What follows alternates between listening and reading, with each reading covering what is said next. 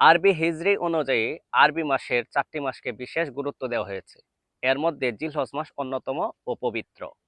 এই মাসে হাদিসে এসেছে 1 তারিখ থেকে 9 তারিখ পর্যন্ত যারা রোজা রাখে তাদের জীবনের অতীতের 1 বছর ও আগামীর 1 বছরের গুনাহ মাফ করে দেওয়া হয়।